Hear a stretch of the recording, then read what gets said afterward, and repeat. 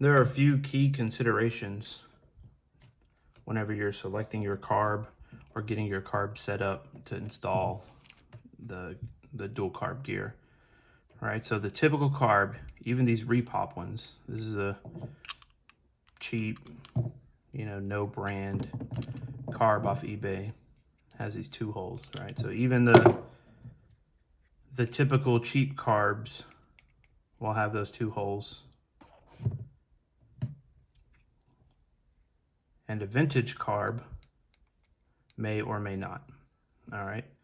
The next thing is this return spring on this throttle stop. This is not the correct way. If yours is set up here, or this little cave, this spring is back here, that's not correct. It needs to be in this groove right here. Just like your fake carbs or a real Tillotson 232. You can see 2 holes, and then the return spring is right here. So first, set your carb up like this, or ensure it's like this. All right, next, let's look at what you're gonna get in the kit. It's gonna have the, we'll call it the left, right? For the purposes of this video, we'll call this the left gear and this the right gear. It can go on either carb, facing the front of the cart or the rear of the cart, but we'll just say this is your left and this is your right, okay? So you'll get a left gear, a right gear. The hardware will already be installed on this one, and then you will have enough hardware to install this, plus an extra nut, 2 extra washers, 2 extra lock washers, and then an extra machine screw for these. These are 3mm by 12mm long machine screws, and this is a 3mm by 15mm machine screw. So that's what's going to come in the kit. Okay, so how do we install them, right? This is your left gear, pretty self-explanatory. Slides on the throttle shaft, and then you can hold this with your fingers and use your 2.5mm Allen wrench and tighten it down, okay? This can be on here loose. As you can see, it's not opening the throttle. Just put it on there. We'll make final adjustments once it's installed. Okay, now let's look at a couple of key differences between the original Hartman and then the new 3D printed one, okay? So the original Hartman gear for the left gear is built essentially exactly the same. Instead of this lightened recessed area, it's just solid, okay? So the left side is essentially the same. These are actually tapped into that plastic. It holds well. I just thought it'd be better to just go ahead, drill all the way through, and then use a flat washer, a lock washer, and then a nut on the bottom. That way the compression is coming from the top and the bottom rather than just pulling from the bottom. But here's the main difference, right, between a Hartman and the new 3D printed right gear, right? You can see that little line right there catching in the reflection of the light. Let's look at the original gear. You'll see these 2 areas that stick up right here. These standoffs are meant to stand this gear off of this throttle stop right here. You can see on the throttle stop, you have your return spring. And if you were to try to put this gear flat up against it, it would rub on that spring. Same with the original Hartman gear. You couldn't put it flat up against it. So they made these standoffs so that the spring sits between them. All right, then you're able to tighten the gear down. But you're still balanced, right? The whole balance is on these 2 standoffs right there. This right carb, whether you have it on the right or the left side, front or rear facing, this is the carb that does all the work. Your cable will pull on this arm, and all of the tension of both return springs is right here on these 2 little pieces. So I thought it would be better to have the gear sit flush up against this throttle stop in order to support it more. So rather than doing the two standoffs, I did a little recess right here. Then your throttle cable will sit in that recess. So once you tighten it down, your throttle return spring is now in that area right there, sitting right there. So that's the main difference between the original one and this new one. Just slightly different how the right gear mounts to this throttle stop. And in my opinion, I think it's a little bit better, just because of the flush fit that it has up against this throttle stop. Okay, so now that you know what the components are, let's go ahead and set up these two holes in order to mount the gear to it, right? You will need an M3 by 0.5 millimeter tap, right? And this is a combo tap, a dual purpose tap. It will begin by cutting the hole to the proper size and then tapping it. Okay, so these are available definitely online, most big hardware stores. And if not, I can include these for an extra $5. All right, so both holes, right, will need to be tapped.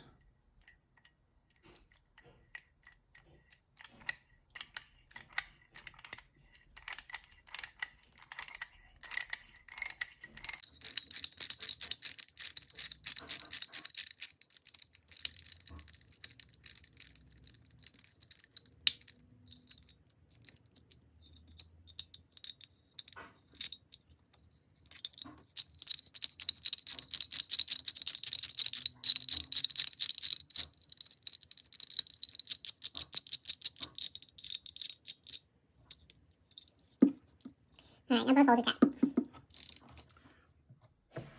Okay, once you've tapped and threaded these two holes, right now you'll need to go to your hardware bag. Inside the hardware bag, you will see some machine screws, right? The 15 millimeter one is just a spare one in case you lose this one that's in the left gear. So you can set that to the side. And then I put an extra 12 millimeter one in case you lose one of these two. Okay, so take your machine screws, 3 millimeter lock washer,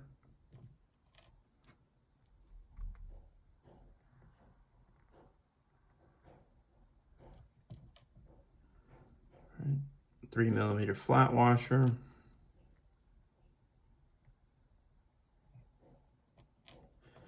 and then you'll have extra hardware just in case you lose or drop something. You can put those back in the bag.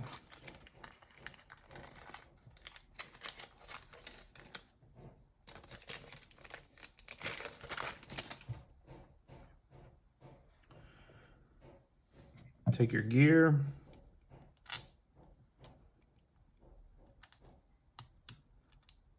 and your 2 machine screws, and then for now, we're just going to put these on and get them started. Thread them in just a little bit, just till you touch that split washer or lock washer. All right, you can see, as I mentioned earlier, that return spring is going to sit in that little indentation under there. And then once you tighten it down, this will sit flush up against that throttle stop. Okay, we're not going to lock anything down, like I said. We're just going to kind of get everything on there.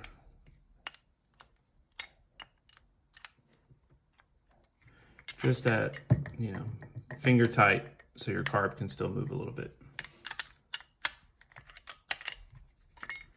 All right, same thing on the left side.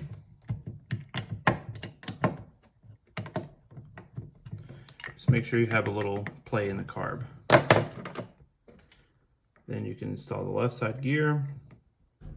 All right, and you'll need that play so that if maybe the mounting studs we're off-centered a little bit, you know, maybe the carb itself, you can see you have play, maybe it was too far tight down this way, so get it loose so that it's easier to install the left side. Okay. All right, then as you can see, the bottom two and the top two gears, everything's are in alignment. All right now everything is on there. It's finger tight. All the carbs are loose. Let me see if I can zoom in for you. You can see now you have room to tighten everything down, loosen it up, and get the proper mesh fit there. Okay. All right, the next very important step, if we're looking at the gears, right and left, we're going to remove this idle set screw right here. All right, the left one, you're going to remove that completely.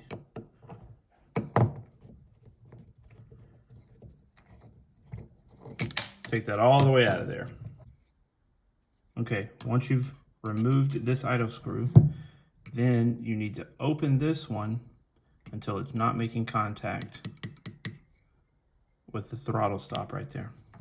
All right, your right side gear, as I mentioned before, this is the arm that's doing everything. This is the throttle where you're going to attach whatever mechanism you want, either the gym style, cable housing, right? There's multiple types, but this carb is going to do everything. This is going to adjust the idle for both of them, okay?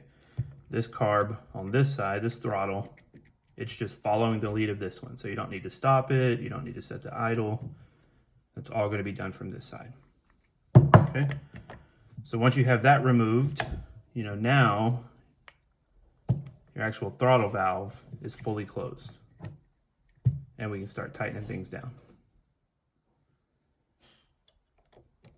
So we're kind of going to do all of this gradually. All right, you can see I don't need a wrench or anything. I'm just holding this nut with my fingers. It'll tighten down. You can see that gap closing. All right, so throttle is closed. All right, we've started to tighten down the left side. Now we're going to tighten down the right side a little bit. All right, again, just kind of, you know, hand tight.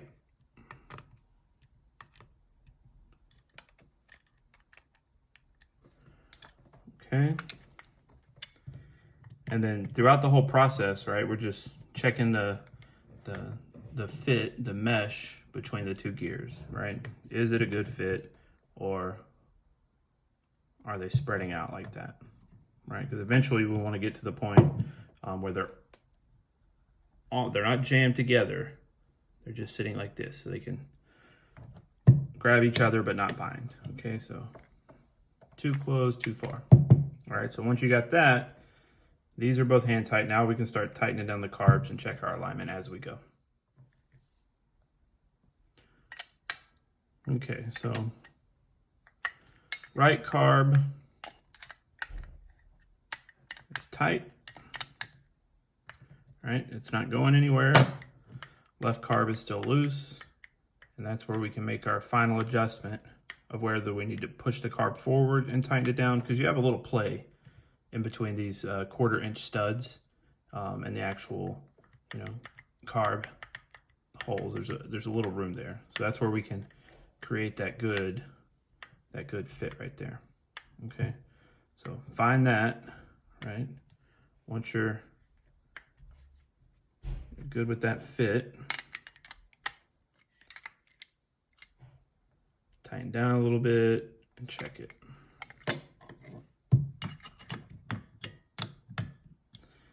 Tighten down a little bit, check it. And I would say in this instance, it's either perfect or actually a little too tight right there. So we'll check it in a second after I tighten this one down a little bit more.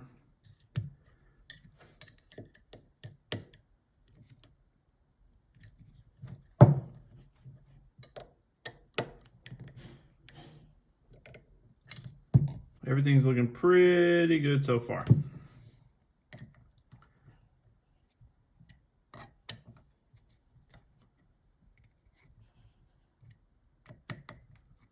All right, let's tighten these down. Now, you could tighten these until eventually you just keep squeezing and cracking it.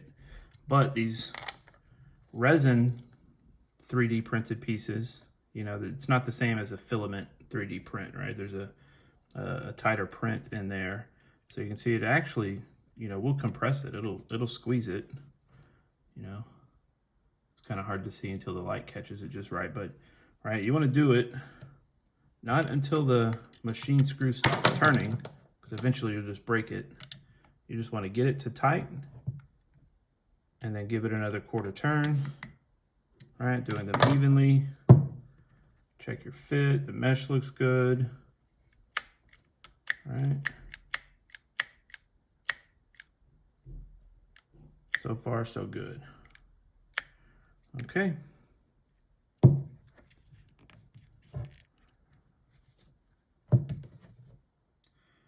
Okay, once you've got both sides, you got this side locked in, you have both carbs locked in, you feel like the fit is good, right? Mesh is good. Next thing you do is you lock in this side. You do the final adjustments on this side, right? And you can see that once it's through, yeah, probably 1 or 2 millimeters, it still sticks out right down there. Right, I only used my hands this whole time. I didn't use a wrench.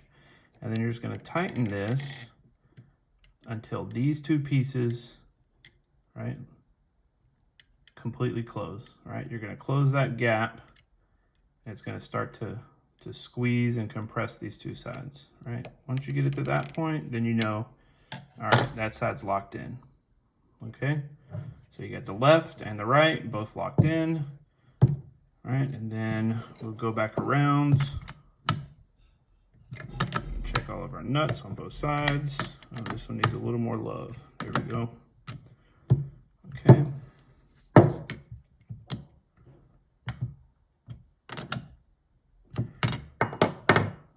All right, then one final step. We need to hook up our, you know, whatever throttle cable mechanism you're going to use. All right. We're going to tighten down whatever mechanism you choose, right? However you're attaching your cable, you know. No endorsement of any brand, but Gem, they have them readily available. They're on eBay. You got, you know, all the pieces that you need right there, okay? So, like I stated before, we don't need the throttle, or as you were, the idle screw here, right? We don't need that. Right, none of our pull is coming from this side. This side is only idle, and all operation comes from this side, okay? So now we can test. Mesh is good. All right, from top all the way to bottom of operation.